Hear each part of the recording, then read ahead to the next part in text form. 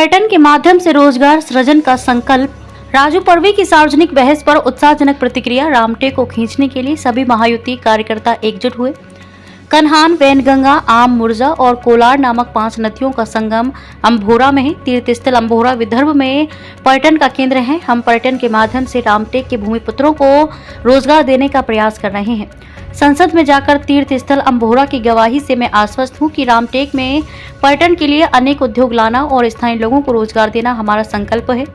श्री राजू परवे द्वारा महायुति के पूर्व उमरेड विधायक और महायुति के रामटेक लोकसभा क्षेत्र के लोकप्रिय शिवसेना उम्मीदवार श्री उमरेड विधानसभा क्षेत्र में राजू देवनाथ परवे की जनसंवाद रथ यात्रा शनिवार को श्री अम्भोरा से शुरू हुई। अभियान यात्रा की शुरुआत चैतन्येश्वर शिव मंदिर के दर्शन से हुई। उस समय माननीय श्री राजू परवे बोल रहे थे। अम्भोरा, वेलतुर, खुरसापार, कोही, उमरेड और अन्य स्थानों पर हर्षोल्लास के साथ रथ का स्वागत किया गया। इस अवसर पर नारे, पुष्प वर्षा और ढोल नगाड़ों की आवाज से कार्यकर्ताओं का उमड़ता उत्साह इस जनसंवाद रथ में देखने को मिला। माननीय श्री राजू परवे की जनसंवाद यात्रा शनिवार अम्भोरा से शुरू हुई, जो उमरेड विधानसभा क्षेत्र में आता है। शनिवार सुबह 8 बजे अम्भोरा से श्री चैतन्येश्वर शिव मंदिर में दर्शन के बाद जनसंवाद रथ यात्रा शुरू हुई। उसके बाद प्रचार कार्यालय से जनसंवाद रथ यात्रा ढोल नगाड़े और आतिशबाजी से पूरा इलाका गुंजायमान हो गया। इस अवसर पर Shiv Sena, Bhajpa, Rashtravadi Congress Party, People's Republican Party of India और महायुति के घटक दलों के वरिष्ठ पदाधिकारी प्रमुख रूप से उपस्थित थे। आगे बोलते हुए माननीय श्री राजू परवे ने कहा कि प्रधानमंत्री नरेंद्र मोदी के नेतृत्व में महागठबंधन आगामी लोकसभा चुनाव में 400 से अधिक सीटें जीतेगा, जिसमें रामटेक सीट भी शामिल है। देश में सबसे ज्यादा सीटों वाले राज्य महाराष्ट्र में महागठबंधन के पास 45 सीटें होंगी। शिवसेना प्रमुख एवं मुख्यमंत्री माननीय ये भी माना जा रहा है कि एकनाथ शिंदे, बीजेपी के वरिष्ठ नेता और उप मुख्यमंत्री देवेंद्र फडणवीस और एनसीपी अध्यक्ष और उप मुख्यमंत्री अजीत पवार के नेतृत्व वाला महागठबंधन रामटेक लोकसभा सीट बड़े अंतर से जीतेगा। श्री राजू परवे ने व्यक्त किया, रामटेक जिले के बुनियादी मुद्दों को हल करने के लिए शिवसेना ने फिर से मतदाताओं से धनुष और तीर चुनाव चिन्ह को जीतने का आह्वान किया। श्री राजू परवे द्वारा अम्भोरा, वेलतुर, खुरसापार, कोही, उमरेड में हर्षोल्लास के साथ स्वागत किया गया। अम्भोरा, आदि गांव, वेलतुर, गोनहा, धनला, फेगड़, रत्नपुर, शिकारपुर, खैर लांजी, बोथली, चन्ना कुस्बा, टाकली, देवलीन खुर्द, खुरसापार, राजोला, सलवा, चापेगढ़ी, कोही, सिल्ली आदि गांवों में जनसंपर्क पदयात्रा और नुक्कड़ सभाओं का आयोजन अप्तुर ब्राह्मणी किया गया। शाम को एक भव्य रैली के बाद उमरेड शहर में रथ यात्रा का समापन हुआ। इससे पहले सभी प्रमुख चौक चौराहों पर Shiv Sena, Bharatiya Janata Party, Rashtravadi Congress Party, People's Republican Party of India सहित महायुति के घटक दलों के सैकड़ों कार्यकर्ताओं की भागीदारी ने जनसंवाद रथ यात्रा में रंग भर दिया। गांव और बस्ती में शनिवार को शिवसेना के प्रचार रथ का सभी संवादजनों ने पारंपरिक तरीके से स्वागत किया। उन्होंने राजू परवे को रामटेक लोकसभा चुनाव में जीत की शुभकामनाएं भी दी। विभिन्न समुदाय के भाइयों ने पारंपरिक तरीकों से स्वागत किया। तुम्ही उमेदवार आहात, कुठल्या मुद्द्यांवरती तुम्ही निवडणूक लढताय? मी या रामटेक लोकसभा निर्वाचन क्षेत्राची जी निवडणूक आहे ती विकासाच्या मुद्द्यावर लढत आहे.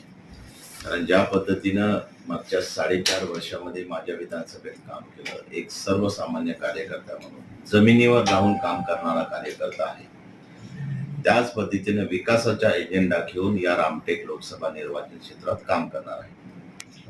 तुम्ही पक्षांतर केलेलं आहे असं वाटत नाही की मला अवघड जाणार? नाही, मला असं वाटतं की मी पक्षांतर काही सरकारमध्ये जाण्यासाठी नाही केलं. मी माझ्या 4.5 वर्षाच्या आमदारकीचा राजीनामा, म्हणजे 4.5 वर्ष मी माझी आमदारकी भोगल्यानंतर उर्वरित 6 महिने जे होते त्याचा राजीनामा दिला आणि मला या देशाचे नेते सन्माननीय आदरणीय पंतप्रधान मोदी साहेब ज्या पद्धतीनं देशामध्ये विकासाचं काम करत आहे आणि मी तर माझा एक स्वभाव आहे की मी विकासासाठी काम करणारा कार्यकर्ता आहे, तर मला असं वाटतं की ज्या पद्धतीनं देश सामोर नेत आहे त्यांच्या नेतृत्वावर विश्वास ठेवून सोबतच एकनाथजी शिंदे आणि देवेंद्रजी फडणवीस साहेब दादा या सगळ्यावरती महाराष्ट्रामध्ये जे विकास करत आहे त्यांच्या नेतृत्वावर विश्वास ठेवून मी माझ्या पदाचा राजीनामा दिला. विद्यमान खासदाराची तिकीट कधी तुम्हाला मिळालेली आहे? अंतर्गत कला आहे असं बोललं जातं. असं कुठेच कलह नाही आहे. शिंदे साहेबांनी वारंवार सांगितलं की ज्या लोकांच्या तिकिटा कटलं असेल त्यांना सगळ्यांना मानाचं स्थान ते देणार आहे.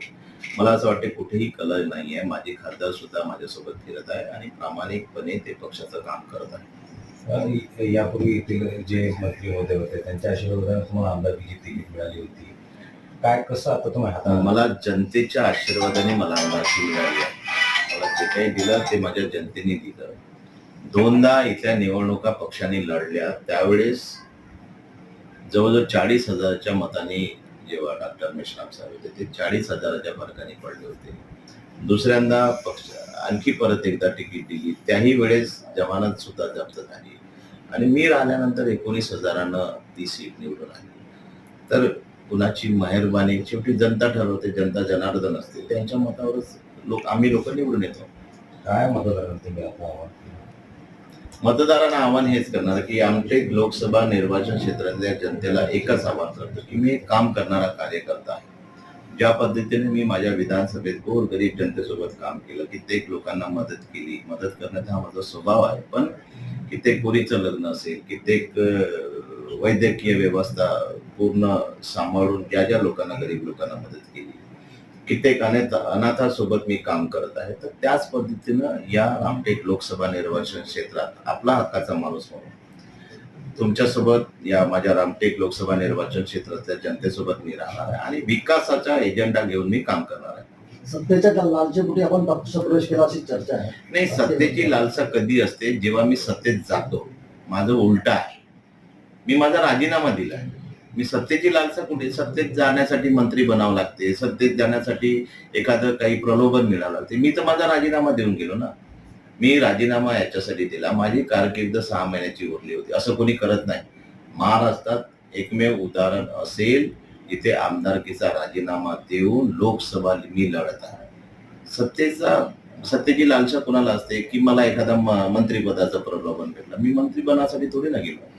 मी माझ्या रामटेक लोकसभा निर्वाचन क्षेत्राची जनतेचा सोबतच या रामटेक लोकसभा निर्वाचन क्षेत्राचा सर्वांगीण विकास करण्याची मला असं वाटलंय माझ्यामध्ये ती क्षमता आहे आणि ती क्षमता मी सिद्ध करणार आहे. काँग्रेसने तुम्हाला आमदार बनवलं, मग अशा वेळेस तुम्ही राजीनामा का दिला? नाही, काँग्रेसचं जे काही भविष्य दिसतंय मला, ज्या पद्धतीनं काँग्रेसचं भविष्य आहे, काँग्रेसचं असं झालंय की कोणाचं पायपूस कोणाच्या हातात राहिलं नाही आहे. एकमेकाच्या विरोधात राहण्याची त्यांची परंपरा. एखादा माणूस समोर जात आहे तर त्याचे पाय कसे खेचण्यात येईल त्याचं उदाहरण मी सुद्धा आहे. आणि मला असं वाटतंय की देशाचा जर विकास कोणी करू शकतो तर ते सन्माननीय पंतप्रधान मोदी साहेबांच्या नेतृत्वातच होऊ शकतो. आणि शेवटी आम्ही लोकप्रतिनिधी निवडून आल्यानंतर आम्हाला काय गोड गोड बोलणे आमचे धंदे आहे का? आम्हाला तर विकास करणं भाग आहे. जोपर्यंत आमच्या भागाचा विकास होणार नाही तर आमदार खासदार बनून फायदा काय? काँग्रेसनेच तुम्हाला आमदार बनवलं आणि काँग्रेससोबत तुम्ही दगापट्टा केला, काय होता? नाही, दगाफटका मी सांगतोय की मी 4.5 वर्षाची कारकीर्द इमाने इतबारे मी केली. मी कुठेही मागे राहिलो नाही. माझ्या कारकिर्दीमध्ये 10 पैकी 8 जिल्हा परिषद मी निवडून आणल्या, सगळ्या पंचायत समिती मी निवडून आणल्या, जास्तीत जास्त ग्रामपंचायती मी निवडून. मी कुठेही दगा दिला नाही. जेवढे दिवस मी त्या पक्षात होतो तेवढे दिवस इमाने इतबारे काम केलं.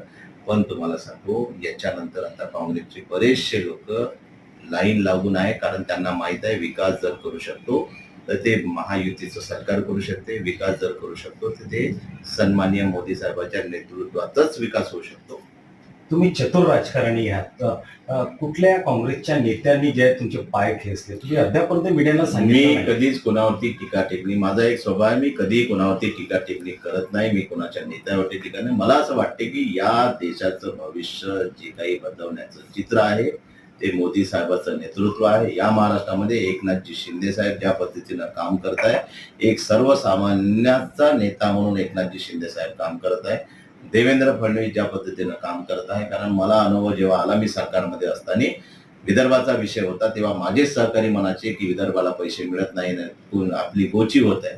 तर अशा पद्धतीत जर कोणी असा हलकापलका समजून जर विदर्भावर अन्याय करत असेल तर ते मला मान्य नव्हतं ज्यावेळेस मी सरकारमध्ये होतो. मला मान्य आता आहे की ज्या पद्धतीनं महायुतीचं सरकार, ज्या पद्धतीनं मोदी साहेब विकास करत आहे त्या विकासाला कोणी थांबवू शकत नाही. आणि जनता एवढी सुज्ञ झाली आहे. अगोदरचे राजकारणी एकदा गेलो एकदा वावरलो म्हणजे काय नाही. लोकांना तर पाहिजे की माझ्या गावचा विकास होत आहे का, माझ्या शहराचा विकास होत आहे. लोकांना तेच पाहिजे, दुसरं काय पाहिजे लोकांना? तुम्ही अनेकदा मोदींचं आता कौतुक केलेलं आहे आमच्या बाईटमध्ये. भविष्यामध्ये तुम्ही काय भाजपमध्ये जाण्याचं असं कुठेच नाही. मी एकनाथजी शिंदे साहेबांच्या नेतृत्वात काम करताय. मी बघा की मी कुठे जाणार, कुठे, मी अगोदरच सांगणार माझा एजेंडा फक्त मी प्रामाणिक राजकारणी जास्त नाही, मी समाजकारणी आहे. मला असं वाटतं की मी आमदार खासदार असताना माझ्या भागाचा विकास झाला पाहिजे, तेवढंच माझ्या डोक्यात आहे. ठीक आहे.